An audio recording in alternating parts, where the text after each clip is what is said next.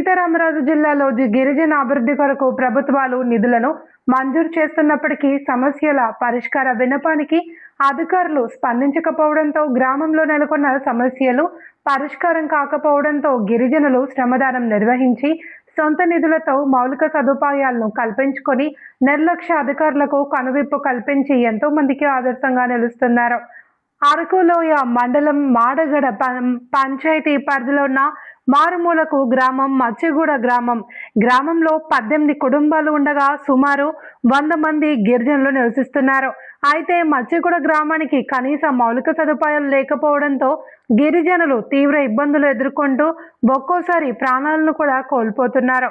ముఖ్యంగా రోడ్డు వాగుపై వంతెన లేకపోవడంతో గ్రామానికి చెందిన గిరిజనులు మృత్యువాత పడుతున్నారు.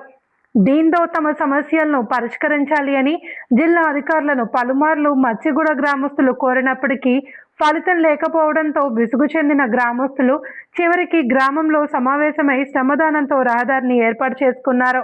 అలానే గ్రామస్తులు సొంత నిధులు ఏర్పాటు చేసుకుని సుమారు 12 లక్షల రూపాయలు వ్యయంతో గ్రామం ముందున్న వాగుపై వంతెనను సైతం నిర్మించుకుని ఆదర్శంగా నిలిచారు. ఎవరో వచ్చి తమను ఆదుకుంటారని ఎదురు చూసిన తమకు నిరాశే ఎదురైందని, చివరికి గ్రామంలో వైద్యం అందక గతంలో భార్యాభర్తలు వేరువేరుగా మృతి చెందారని, అలాగే అప్పుడే పుట్టిన ఓ చిన్నారిని వైద్య సేవల కోసం ఆసుపత్రికి తీసుకెళ్లేలోపు ప్రాణాలను విడిచిపెట్టింది అని, దీంతో చేసేది లేక అప్పులు చేసి ఉన్న కొద్దిపాటి బంగారాన్ని సైతం అమ్ముకుని నిధులను ఏర్పాటు చేసుకుని బాగుపై వంతెనను నిర్మిస్తున్నామని మచ్చిగూడ గ్రామ గిరిజనులు ఆవేదన చెందుతున్నారు.